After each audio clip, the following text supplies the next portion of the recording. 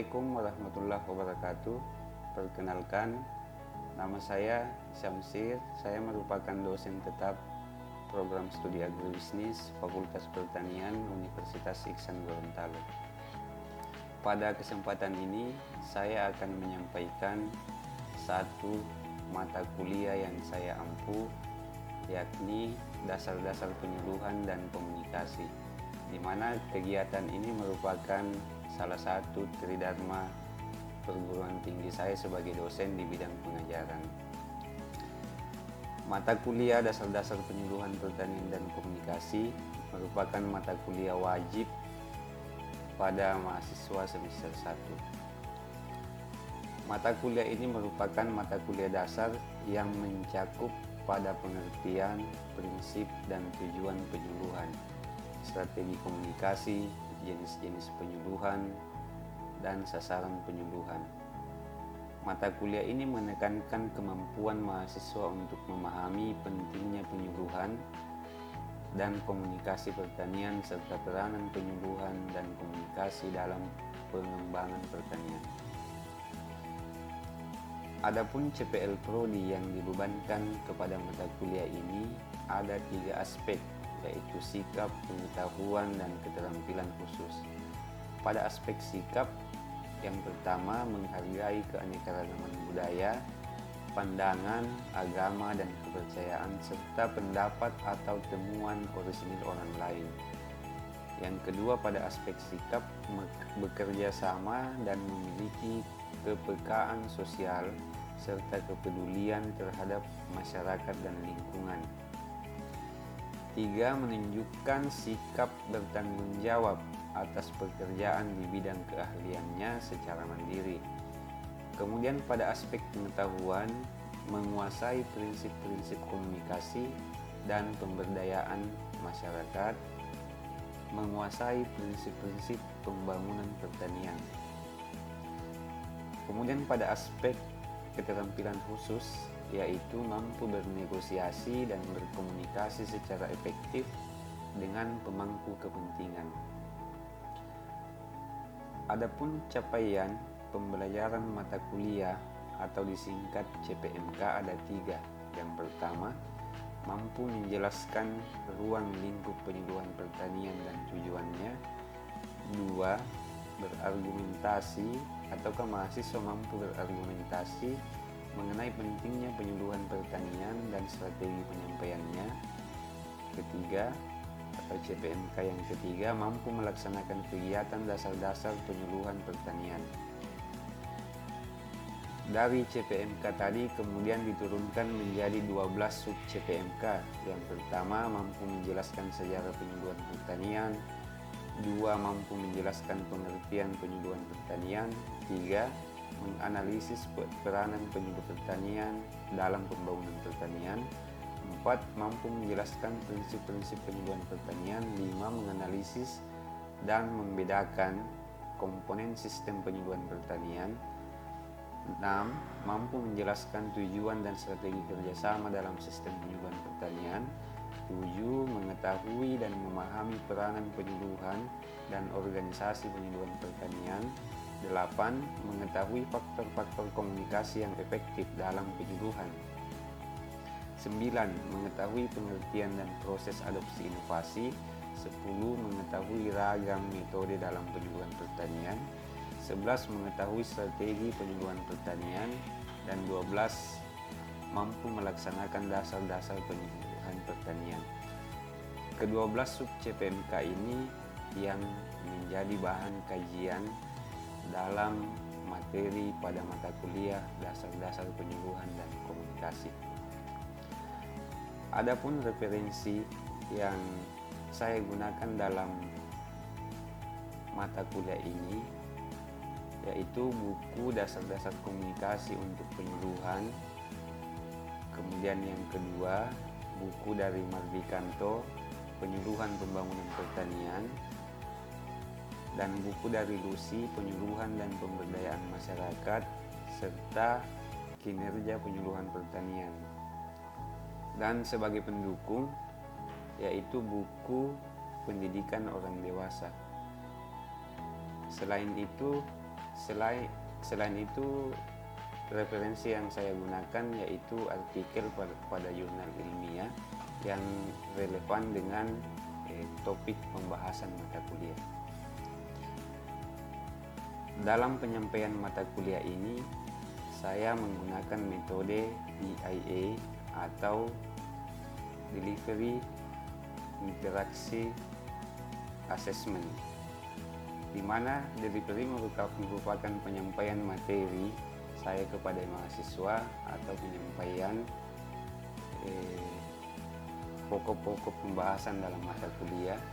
Kemudian interaksi atau interaction merupakan interaksi antara saya dan mahasiswa ataukah umpan balik ataupun antara mahasiswa dengan mahasiswa. Kemudian assessment merupakan proses penilaian yang saya lakukan kepada mahasiswa, di mana ini dibagi dalam beberapa penilaian, termasuk keseharian, kehadiran, tugas, UTS, dan UAS. Di samping metode DIA tadi, dalam perkuliahan dasar-dasar penyuluhan dan komunikasi, kami juga mengadakan praktek penyuluhan, baik berupa mahasiswa membuat video penyuluhan ataupun kita menentukan lokasi untuk melakukan kegiatan penyuluhan yang biasanya kami laksanakan di desa yang masih bisa kami jangkau. Sekian video deskripsi mata kuliah dasar-dasar penyuluhan. Maka berikutnya saya akan menampilkan proses belajar mengajar di kelas untuk mata kuliah dasar-dasar penyuluhan. Terima kasih. Bismillahirrahmanirrahim. Assalamualaikum warahmatullahi wabarakatuh. Alhamdulillah, puji syukur kita panjatkan hadirat Allah Subhanahu wa taala karena pada hari ini kita masih sempat hadir di kelas ini mengikuti perkuliahan dasar-dasar penyuluhan dan komunikasi, di mana ini merupakan pertemuan ke-6 ya. Salawat dan salam tak lupa pula kita curahkan kepada junjungan besar Nabiullah Muhammad sallallahu alaihi wasallam. Untuk mengawali kelas, saya absen terlebih dahulu ya.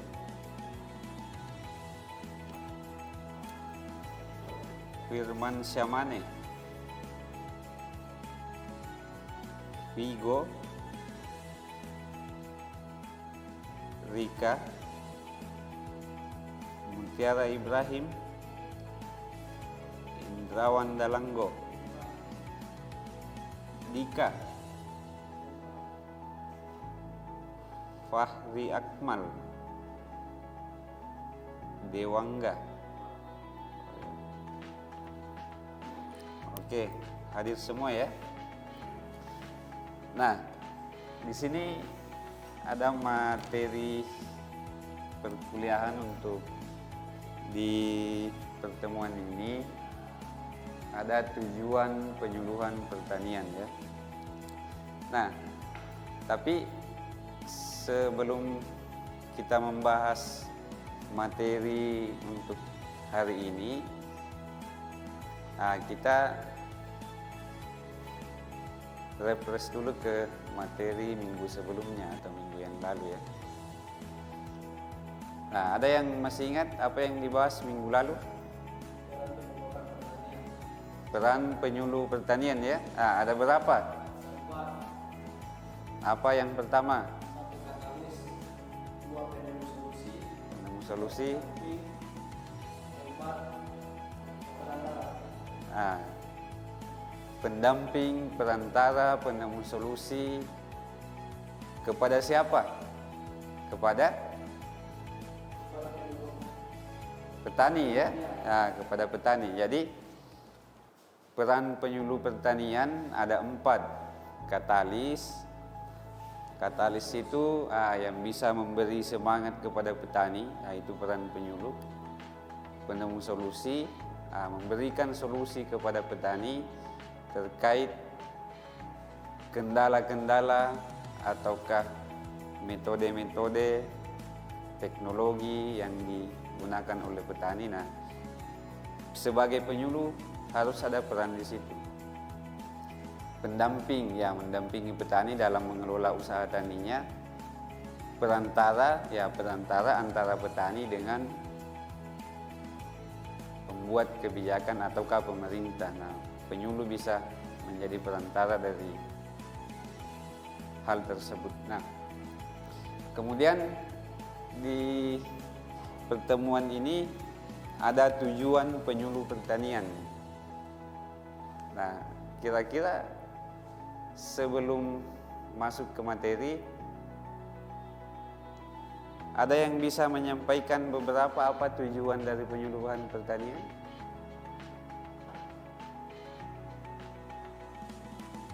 Hah? Belum.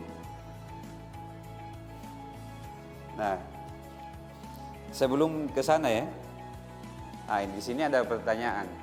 Mengapa tujuan suatu kegiatan perlu diketahui? Tapi ini umum ya, tidak harus kegiatan penyuluhan pertanian, tetapi ini berlaku umum. Mengapa tujuan suatu kegiatan itu perlu diketahui? Nah, mengapa? Supaya ya bisa misalnya terkait targetnya, perlu diketahui tujuannya supaya targetnya bisa dicapai. Bisa dihitung berapa biayanya, bisa dihitung bagaimana kegiatannya, bisa diperhitungkan sumber daya yang digunakan. Nah, itulah pentingnya tujuan diketahui. Kemudian kita masuk di bagian selanjutnya. Kalau tadi tujuan pertanyaannya yang berlaku umum, ini di penyuluhan pertanian. Nah, tujuan penyuluhan pertanian di step 5 di sini atau di tahap 5, tahap terakhir, yaitu pengetahuan, kemampuan, dan kemauan. Pengetahuan, kemampuan, dan kemauannya siapa yang menjadi tujuan ya? Petani. Jadi kemampuan tadi, kemauan, pengetahuan, ini diarahkan ke petani. Jadi tujuan dari penyuluhan pertanian yaitu menambah pengetahuan, menambah kemampuan petani, dan memperbaiki kemauannya atau membuat petani misalnya mau menerapkan suatu teknologi, suatu metode. Nah, itu tujuan dari penyuluhan pertanian. Nah, karena kita misalnya mahasiswa di pertanian, otomatis mungkin ya sebagian besar nanti atau beberapa orang akan menjadi penyuluh pertanian. Nanti ditanya, apa tujuan dari kegiatan penyuluhan? Ini jawabannya, untuk memperbaiki pengetahuan petani, ataukah ditambah misalnya keterampilan, memperbaiki kemauan petani sehingga petani mau menerapkan sesuatu yang kita sampaikan sebagai penyuluh. Nah, penyuluhan pertanian itu ingin mencapai sesuatu yang diinginkan. Nah, semuanya ke sini ya. Ya, sesuatu yang diinginkan itu di sini. Mencapai satu tujuan, ya tujuannya di sini perilaku petani. Nah, jadi selain keterampilan dan kemauan petani itu, penyuluh itu juga mempunyai tujuan merubah perilaku petani. Apa dari petani kira-kira yang penyuluh ingin ubah? Apa contohnya?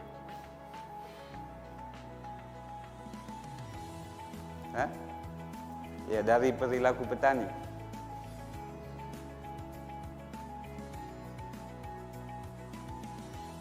Mungkin kalau kita baca buku penyuluhan pertanian atau sering mendengar kalau turun di lapangan, ada istilah petani itu agak susah menerima hal baru, ya. Pasti sering dengar ya, petani itu susah menerima hal baru. Itu bukan terkait dengan pengetahuan, kemampuan dan sebagainya, tapi sikap petani yang cenderung susah menerima hal baru. Nah, tugasnya penyuluh misalnya, kenapa biasa diadakan penyuluh mengadakan demplot? Demplot, tahu demplot kan? Ada lahan percontohan, supaya petani lihat, karena biasanya petani realistis, artinya mereka harus lihat dulu baru mau. Jadi tujuan penyuluh itu, penyuluhan pertanian, ingin mengurangi sikap itu, perilaku petani, dan bukan hanya itu, termasuk keluarga petani, memperbaiki kelompok tani. Nah, itu semua tugas dari penyuluh pertanian. Nah, di sini ada 5. Yang ini bisa dicatat ya, bisa dicatat. Nah, ada 5 kriteria tujuan yang baik, atau yang kita singkat SMART.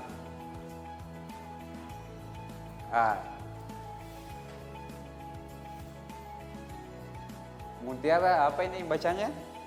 Spesifik. Rika, measurable. Vigo, achievable. Dika, realistik.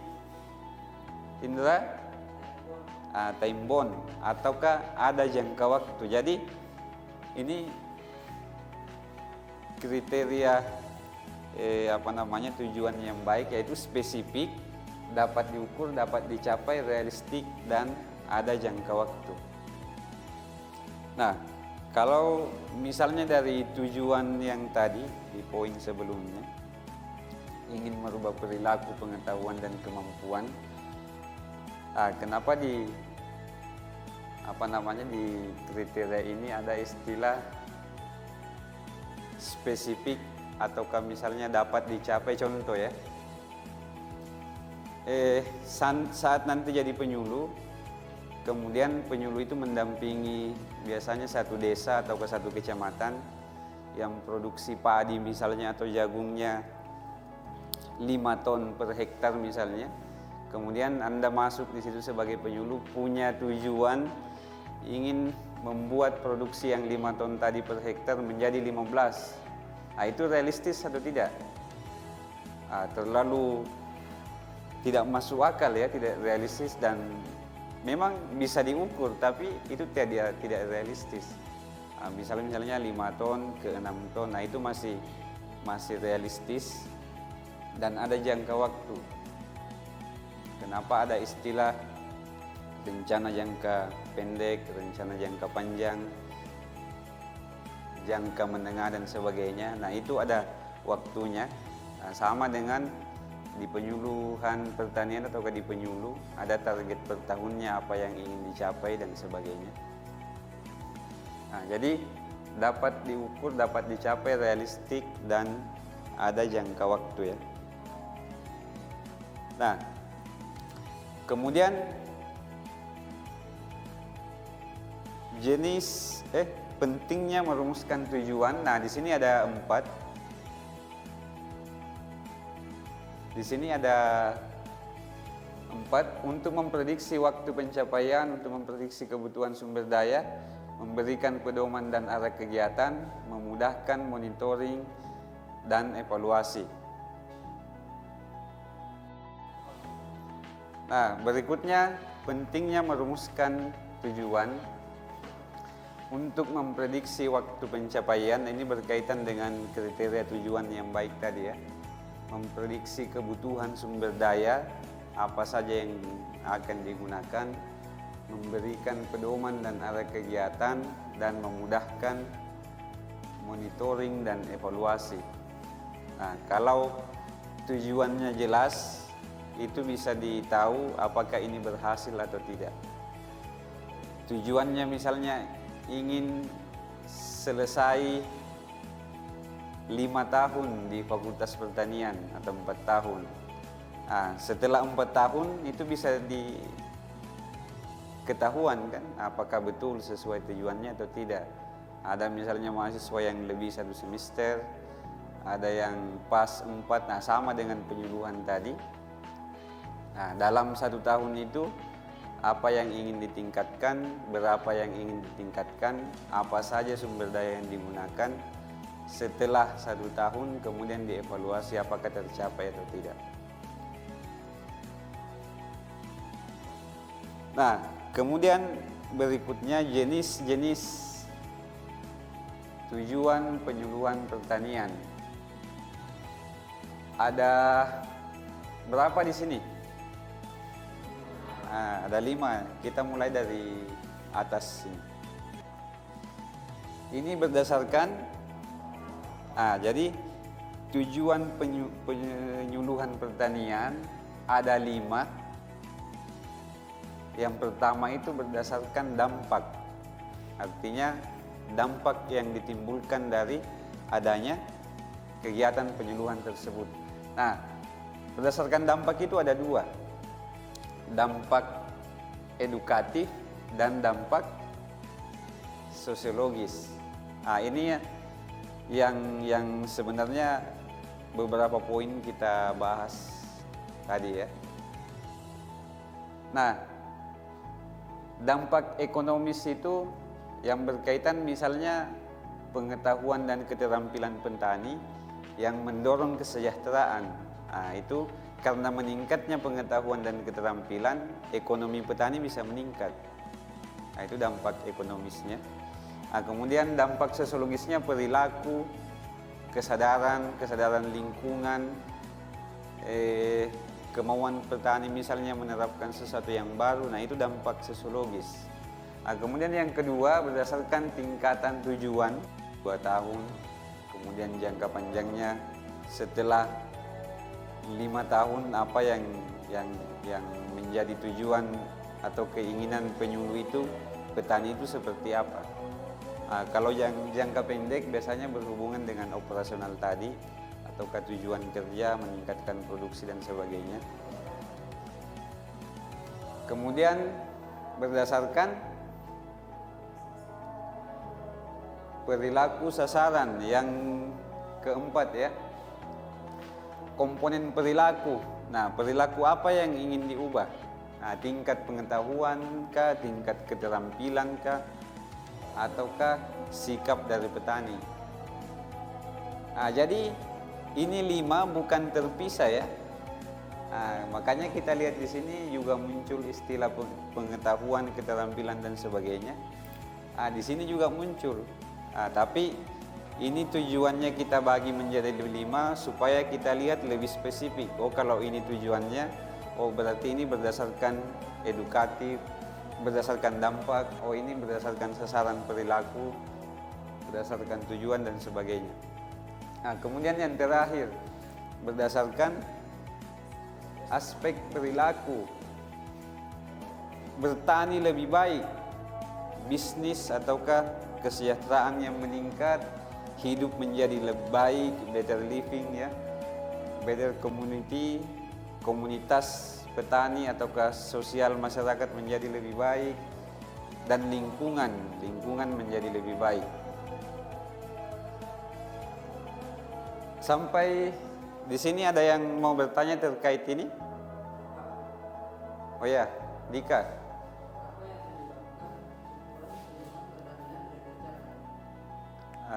Apa yang menyebabkan tujuan penyuluhan pertanian tidak tercapai? Oh ya, jadi apa yang bisa menyebabkan tujuan penyuluhan pertanian itu tidak tercapai? Sebenarnya di pertemuan-pertemuan sebelumnya beberapa hal pernah kita bahas ya, seperti misalnya kendala bahasa dan sebagainya, ketepatan sasaran. Contoh ya, kalau tidak salah pernah juga saya contohkan di pertemuan sebelumnya. Kalau kita melakukan kegiatan penyuluhan di sebuah daerah dan kemudian kita memberikan atau membawakan penyuluhan mengenai suatu teknologi yang sebenarnya kita juga sudah tahu dan paham bahwa daerah tersebut belum bisa mengadopsi teknologi yang akan kita bawakan atau yang akan kita sampaikan.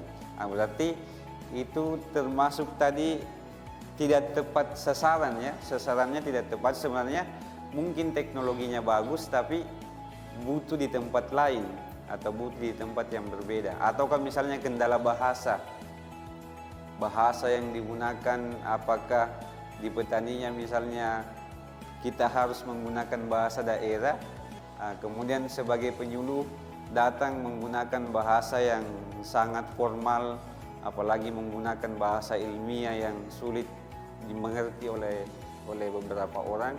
Nah, itu biasanya penyuluhan tujuan tidak tercapai. Tersampaikan juga tidak, apalagi tujuannya akan tercapai lebih tidak lagi kan. Nah, ada lagi terkait ini ya. Apa yang menyebabkan, biasa pernah ada pengalaman ya, masyarakat kurang berpartisipasi di dalam kegiatan penyuluhan. Nah, saya kembali lagi sebenarnya di poin yang tadi.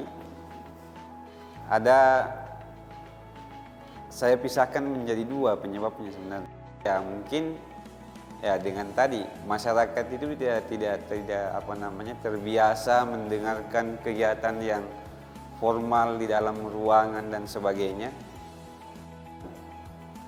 Apakah metodenya demonstrasi? Bisa demonstrasi, bisa langsung memberi contoh. Itu salah satu metode. Apakah temu lapang? Petani dikumpulkan di lapangan, demplot misalnya, kemudian diberi contoh di situ. Kalau ceramah ya model ini model ceramah atau penyampaian materi. Jadi itu jawabannya ya. Dilihat dulu ketepatan ataukah kesesuaian dengan wilayah ataukah daerah penyuluhan dengan materi yang akan kita bawakan. Dasar-dasar penyuluhan dan komunikasi di pertemuan kali ini dengan pembahasan tadi tujuan penyuluhan pertanian. Nah, mudah-mudahan setelah kelas ini kita mendapatkan gambaran seperti apa tujuan penyuluhan pertanian ketika kelak misalnya nanti menjadi penyuluh, apakah menjadi dosen atau bekerja di bidang pertanian yang lain. Nah, mudah-mudahan materi ini dapat berguna ya. Nah, di pertemuan berikutnya kita akan membahas ragam metode ataukah metode-metode dalam penyuluhan, peranan penyuluhan. Nah, dan ini karena masih ada beberapa banyak materi di pertemuan berikutnya ya. Sekian ya untuk pertemuan hari ini. Terima kasih atas kedatangan dan perhatiannya. Mohon maaf kalau ada kekurangan. Assalamualaikum warahmatullahi wabarakatuh.